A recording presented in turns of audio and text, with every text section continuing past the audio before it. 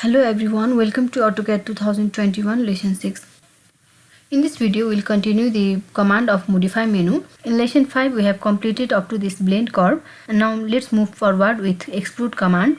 Okay, before using explode command, first I'll make a figure here and convert it into a block and then apply the explode command in that figure so that concept on application of explode command shall be more clear. Okay, I'll make a conference table here. For this, I'll take a rectangle. Make a table of size 12 feet by 4 feet. Again rectangle. Chair of 2 feet by 2 feet. Okay. Line. Copy this. Place here. Similarly, I'll place move this to center like this. And now take mirror. And take mirror command. Select this. Place the chair in another side to it a source object now. Okay, and I'll copy this chair to this side. Rotate. Mirror. I made a simple conference table here. Look here, all of these components are separate. This table is separate and the chair are also separate. So by using the block command, I'll change it into a composite figure. So go to the first, I'll take a copy of this figure here. Okay, first I'll convert this into block. So B enter, give a name here. For example, here I'll give name CT15 and then select object. Select the object which you have to change into the block and then enter, and make sure to select this convert to block and then okay. Now look here, this one is converted to block. I'll copy this. Now I'll apply explode command here. Okay, let's apply explode command in this composite figure to make all of these components separate. So for this you can directly go to the explode command here or type explode here and then select the object which you have to explode. For example, if I have to explode this object, I'll go here and select this and then enter.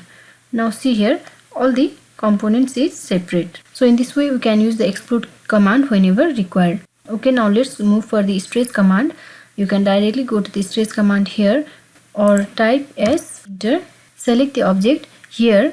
Please remember here, for applying the stretch command, this window selection method is applied and the object should be partially selected like this. If the whole object is covered in this window selection, then stretch command will not work here. So please select it partially in this way and then enter and specify the base point.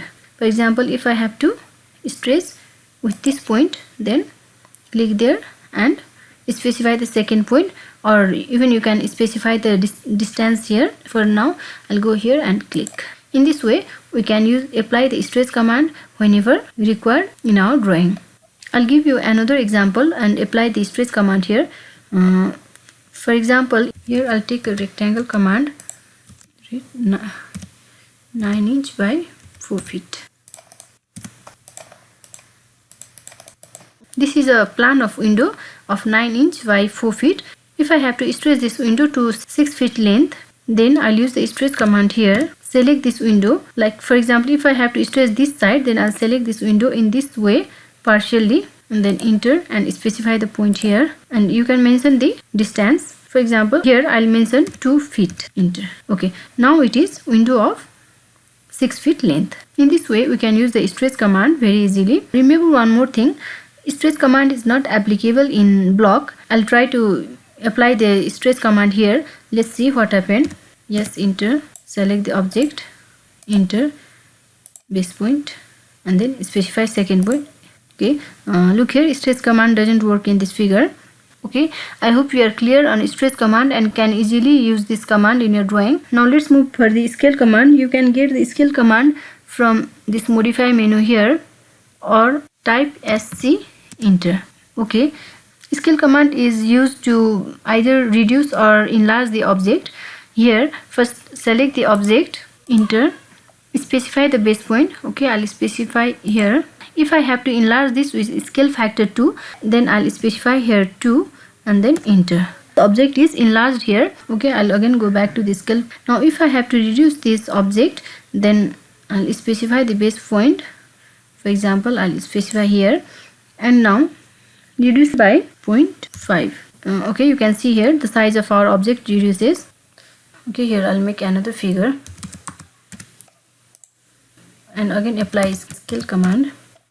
Select object, enter, give base point here. Now see here, after doing this, you will see two options here. One is copy and another is reference. Now let's go for the copy option. For this, see enter and specify scale factor. For example, if I have to enlarge this rectangle by scale factor 2, then 2, enter.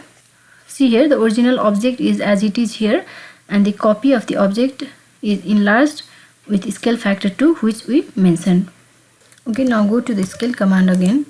Select the object, select here, enter, specify the base point here. Now I'll go with the option reference here. For this, R enter, specify the reference length. Here, if I have to enlarge this length up to this point and scale factor is not known, then in that case reference option is used. So specify the reference length, specify at this point, the second point of the object, and then new length, specify in the point up to where object has to be enlarged. So click here. See here, by using reference option, we can apply the scale command and enlarge our object as per our requirement.